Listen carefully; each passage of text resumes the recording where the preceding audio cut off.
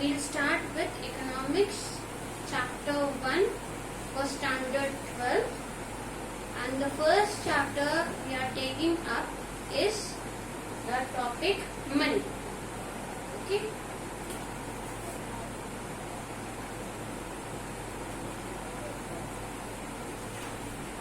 But before the evolution of money, another system was taking up place, and that system was known as the barter system.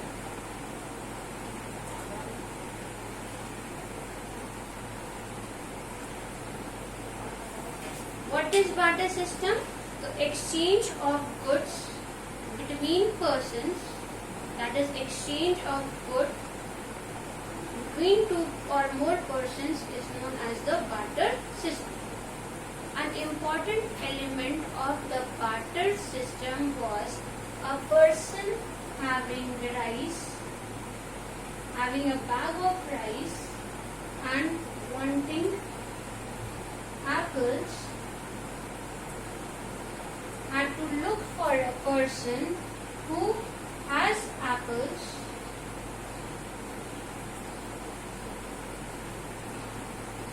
and wants rice. So, a person with rice has to look for a person who has apples and wants rice, so that the exchange could take place, and this element was known as double coincidence of wants. This was an important element of barter system as well as the problem of barter system. That means you have to go and look for a person who wants your commodity and can offer something of use to you. This was the first problem, and this problem could easily be removed by money. Second problem of barter system was that how much rice could you exchange for how many apples? So that was the second problem. You could not measure apples with that of rice. The third problem with barter system was you could not keep apples and rice for future use. That means you could not keep apples, you could not preserve apples for long, so that in place of apples you could buy clothes or anything in future. And then you cannot use it for the late payments also. So all these problems of barter system could easily be removed by money. So now we'll take up what is money. So money is anything which can be used as a medium of exchange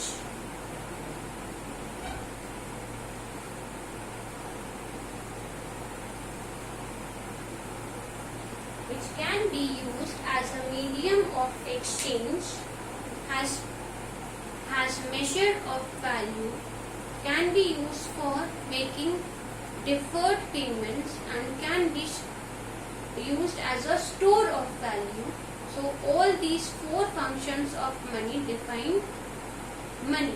That is, money is anything that is accepted as a medium of exchange, measure of value, store of value, and can be used for making deferred payments.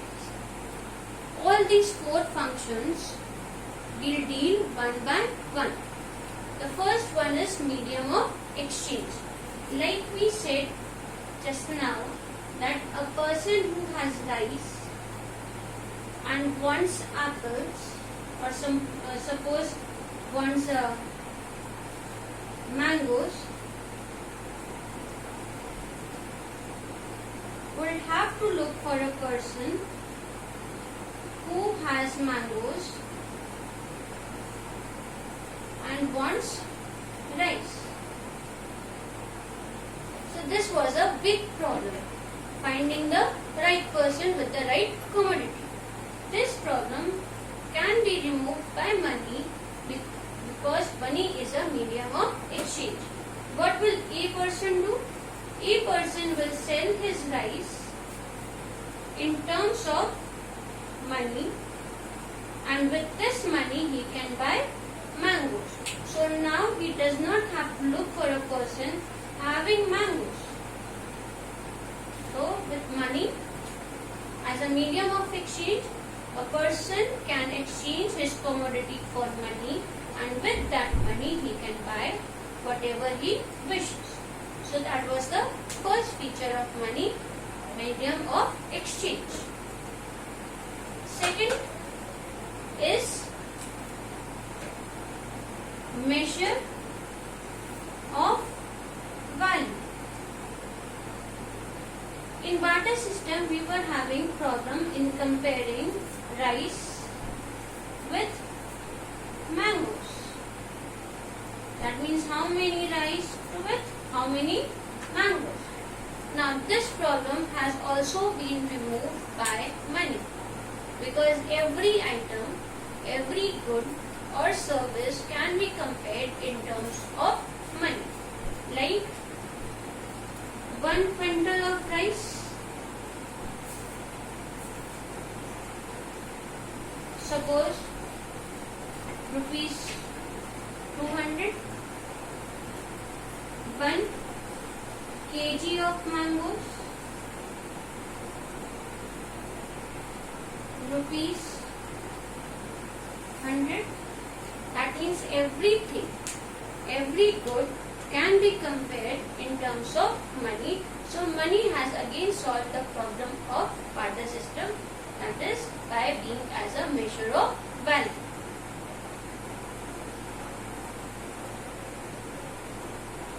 Then third is store of value. In barter system, the goods will not be stored for future, because if you keep food grains, it will get rotten.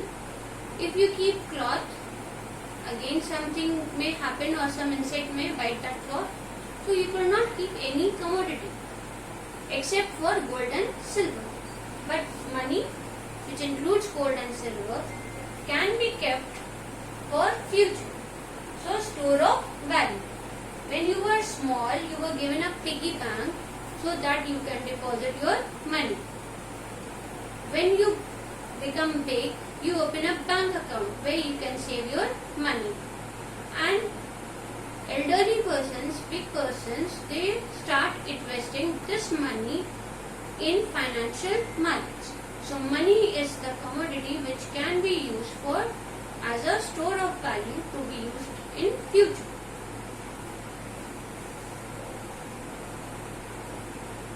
Then fourth, standard of deferred payments. Standard of deferred payments means that money can be used for making payments later. That means you can use your service, use the good or the service, and you can make payment later. Like for example, what is happening now? Because you are running short of your cash and maybe sometimes you are not being able to handle your Paytm, what you ask the grocery store to do that is near to you, who knows you, so you ask them to send the goods. They send you the goods and afterwards you make their payments. So that is only because of money. So money can be used for making late payments. Similarly is your phone. You receive, you get your postpaid done, you use the phone and afterwards the bill comes. Similarly is with the electricity. You use the electricity, later on the bill comes and then you can pay. So with money you can make late payments. So we'll just conclude with the topic. The first thing was money. money is anything accepted as a medium of exchange.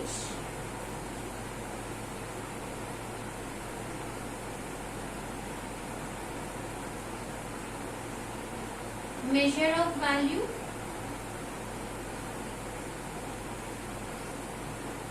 Store of value. And standard for deferred payments. The first two are known as primary functions of money, and the third, fourth are known as the secondary functions of money. So this was chapter 1, first topic, that is money. Thank you. Have a nice day. If you liked the video, press the like button and share.